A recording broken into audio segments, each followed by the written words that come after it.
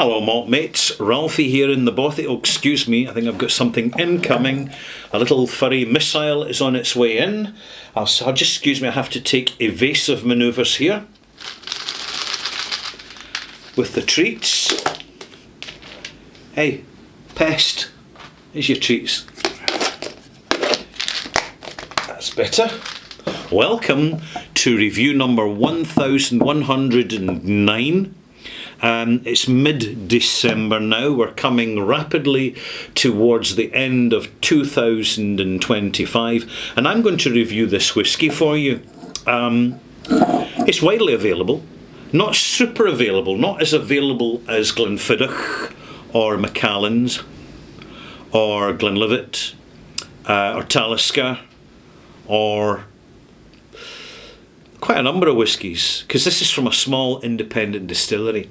But it is becoming more available, and I'm featuring this because there's exciting things going on at this distillery, which got off to a bad start, in my opinion. But there again, quite a few successful distilleries seem to get off to a bad start. And that is all down to the fact that, they've got to find their flow, their pace, their way of working with the stills in their environment to get best results. And that doesn't happen immediately. It takes experience. You have to learn on the job, no matter how experienced a distiller you are. But Glasgow Distillery are certainly getting their act together these days, and I must compliment this distillery on what's called outreach. Right? Outreach is where they bypass the superficiality of legacy media advertising and the banality, that's what I said, of official brand ambassadoring, and they actually just engage one-to-one with customers at whisky clubs, at whisky festivals, and at other sundry events. And they're quite good at doing that at Glasgow Distillery. They've got a relatively young team, a real mixed group of folk, and they're putting in a sterling effort. I've been leaving this distillery alone for quite a number of years until their product found its feet and started to show some singularity of identity, of style, and of course of maturity. And I'm choosing this bottle to review for you because I think it's a very good example of what young distilleries do best. So welcome to this review. This is the Whisky Bothy. I am a very experienced whisky reviewer, and you'll be pleased and reassured to know that I'm not an expert. So I'm not going to dump expertise on you. In fact, I would advise you at this moment in time, be very wary of experts out there. There are plenty of them, and the first question you've got to ask yourself, do they get paid by the whisky industry? And if they do, it's the person that pays the piper, as the saying goes, that calls the tune. And that's just real life. It's just the way it is. Fortunately, I buy what I review. And initially when I bought this, Glasgow 1770 triple distilled, non-age statement. Do you know, I had my reservations when I first opened the bottle, which I struggled to open, by the way, and I better bring this to your attention right now. You can't just pull the cork off because this is a twist cork. Right, so the top of the bottle and in the cork, you actually have a screw top style mechanism. So when you put the cork on, you twist it clockwise and it locks the cork in place. Be aware of that. It's quite eccentric. I don't know of any other distillery that does things quite like this, but let's move on with the review. This is, and they state it, non-chill filtered and natural colour, which is good to know, and this has been bottled at 46%. It's triple distilled, and being triple distilled means it's gone through the still 3 times. Now, depending on the distillery, and also depending how they do things, at the distillery, they may put the whisky through the spirit, excuse me. I've just had dinner recently and it's not quite settled yet. I had boiled potatoes, steamed potatoes, steamed peas, sprouts and a sirloin steak as a treat for the weekend. And do you know what? Absolutely delicious. Anyway, as you can clearly see, I'm digressing from the focus of this review, so let's get things back on track with this triple distilled Glasgow Distillery single malt Scotch whisky. The thing about triple distilled is you get extra refinement of the spirit. Instead of coming off the stills at roughly 64%, it comes off nearer 72, even 75% alcohol. So it means there's more reflux, and it tends to mean that even when you add water, there's less chance of getting some Scotch mist in the glass. However, for lack of Scotch mist, there are compensations, particularly at a young age, and particularly when the distillation has been slow, methodical, with a reasonable pace and calmly done. You tend to get a very clean, crisp, precise flavour range, and as time goes on, as the oxygen, the air gets into the bottle, I have to say I'm enjoying this more and more. Let me share the experience with you. On the nose, completely unpeated.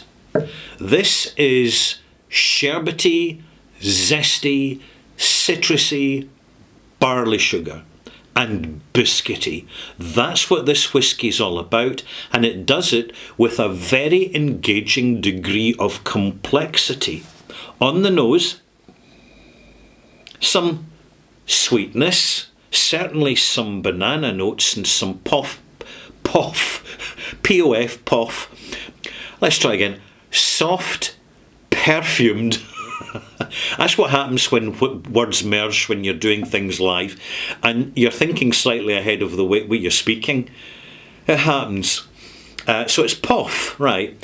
It's pineapple, soft, slightly mallowy confectionery. Crispy, zesty, lemon rind, bit of grapefruit rind, little bit of fresh cut pineapple in there as well. Very engaging, and of course at 46%, you're just getting more intensity on the nose. On the taste, 46%. A sharp arrival of clean, crispy, minty clean, soft, slightly sweet, fresh, zesty, herbaceous, creamy, honeyed, natural young complexity.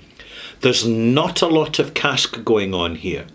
The cask influence, to me, is clearly first fill American oak, possibly with some Chardonnay, white wine, cask influence going on in there as well. I've not examined it too closely. I really don't, because information that we get provided can send us in whole different directions that we shouldn't really be going in when we're focusing on the whisky. It's about our experience. That's what matters fundamentally, not the experience we're invited to have by the producers. So we're off to a good start. Clean, fresh, minty, zesty, herbaceous, sage, thyme, absolutely. In with a spoonful of water. I'm just going to put 1 spoon in. And what I'm noticing immediately is some very decent, what's called viscimity. That is that little kind of rippling that goes on in the glass when you add water to the whisky, and they struggle to mix immediately, but they do settle down as they gradually bond together. And with the weakening of the strength of the alcohol, now the locked up flavours start to come off, which is why you always have a more complex experience with higher strength whisky that you bring down yourself with a drop of water, because the flavour can't just appear in seconds. It lingers. It's slow in coming off the alcohol. And for about an hour, you're going to get, and you see this wonderfully well in this young, spirit-driven experience, which is really well made. I'm thoroughly enjoying it. I certainly do recommend it, but I'll give a malt mark later on in this review. I'm really enjoying this. It's different. It's like some old zesty Cadenhead Benrinnes's. That fresh, light. It used to be drier when there was more of a palate for dryness. But this, considering the distillery is actually in an industrial estate on the south side of the city of Glasgow, I think they're doing a pretty damn good job with the resources they have available to them. So it's good to see them making progress with their reputation. And the reason's simple: they don't take their customers for granted, and they're invested in reaching out, engaging and communicating. So I've given it, 5 minutes now with a little bit of infill here with my discourse. So let's get on to back to the nose and back to the taste. Now that we've added 5 millilitres, a soda spoon's worth of water, clean, fresh, rested tap water, to make sure the chlorine has lifted out of it. Very important, that. The nose is more intense, it's more zesty, it's more sherbety, and you need to taste the confectionery thing called sherbet to understand. It's got that sort of citric acid, bicarbonate of soda, icing sugar combination that just sparkles on the tongue, and we have it here in the nose. Fresh, light, intense barley sugar. Singular, interesting, and most certainly engaging. It's a very good example of what's called the lowland style of single malt whisky, and triple distillation is not unusual in the lowland region. We see it done invisibly by Auchentoshan, who then go on, being part of Beam Suntory, to completely dumb down their brand with sanitised presentation, and that's why we have to try and find Auchentoshans from independent bottlers if we can. But we've also got Rosebank, the legacy of Rosebank, when it was a triple distilled whisky. The new Rosebank, by the way, don't kid yourself, it's not the same as the old one. It can't possibly be. No chance.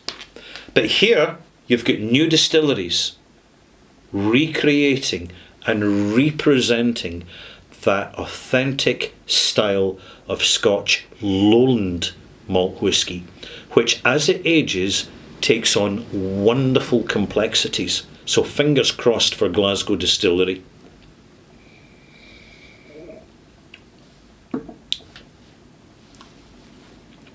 Rich, soft, white and yellow fruit. Sour pineapple. Bitter lemon. Zesty grapefruits. Soft banana. Barley sugar. Heather honey.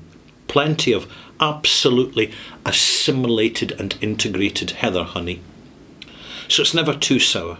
And some beautiful soft barley bitterness just weaving throughout that sourness, just giving it depth and complexity. This is an excellent example of a young, fresh, modernist style of single malt whisky, which tends to be overlooked, by the way, in favour of sherry monsters and peat monsters. But when you've had enough of them, malt mates, go find the soft, complex lowlanders, and you will find them quite engaging to your palate. Let's give this a malt mark now. One final taste.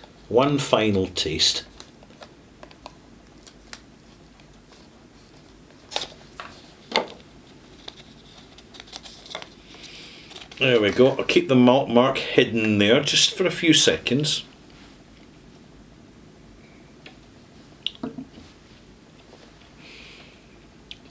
The arrival is soft and complex and absolutely grain rich. The development is fairly simple because it's a relatively young whisky, it's 6-7 years old. But it's had very active maturation, which has done wonders for it. It's kept the essence of the still spirit absolutely to the front. So we're getting the very best version of youthfulness here. The development is still dominated by the grain, but it becomes herbaceous, sage, thyme, a little bit of rosemary in there as well. Perhaps a wee touch of gentian too. That little hint, that little faint hint of absinthe in the background. Soft bananas, lots of fresh fruit, a combination of tree fruit and citrus fruit. So peaches, bananas, lemons, grapefruit, no peat, no chill filtration, no artificial colour, industrial colourant, chemicals.